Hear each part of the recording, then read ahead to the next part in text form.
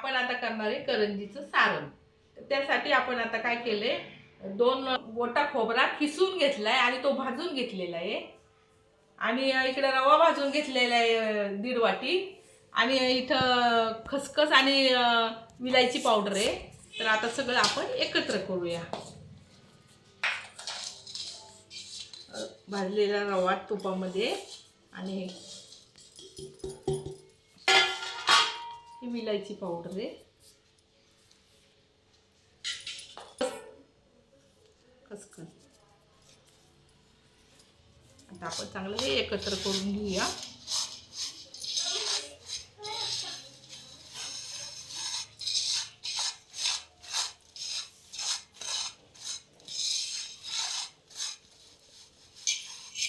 आता आपलं हे तयार आहे सारण करंजीचं. आपण सारणामध्ये टाकली आहे.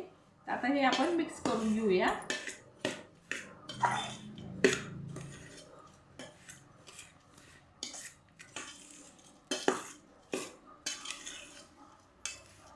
लाटे करूया आता, असं म्हणायचं ना. आता आपण लाटून घेऊया.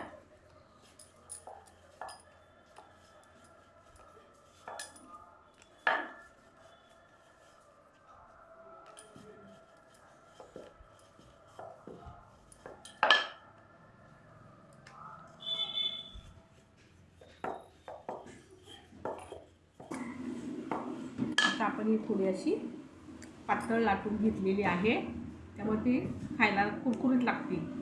आता आपण साच्याला थोडंसं पीठ लावूया, म्हणजे ते लाटीला चिटकत नाही. आणि अशा पद्धतीने खड्डा करून सारण भरूया.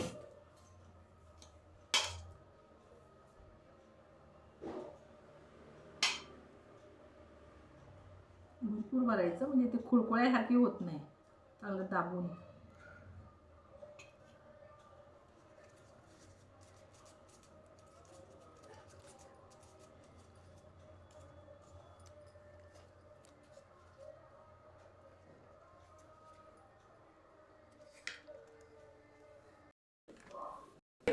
मैदा घेतोय आपण करंजीचं पीठ करण्यासाठी. सारण तयार केलेलं आहे, आता पीठ तयार करायला आपण मळून घेतोय. आता त्यात 1/2 वाटी तूप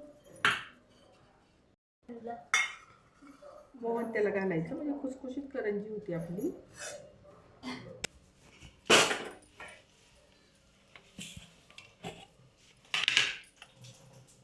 मीठ चवीपुरतं टाकायचं थोडंसं. आता हे मळून घ्यायचं.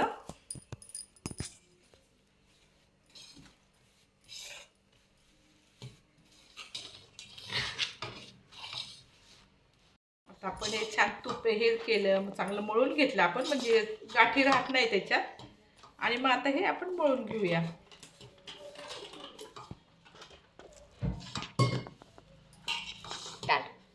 आता आपलं हे पीठ छान मस्त मळून तयार झालेलं आहे.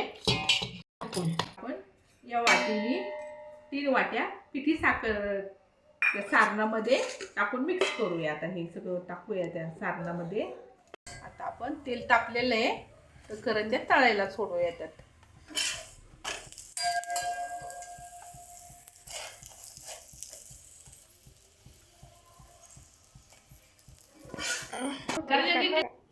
आपल्या करंज्या आता तयार आहेत खाण्यासाठी.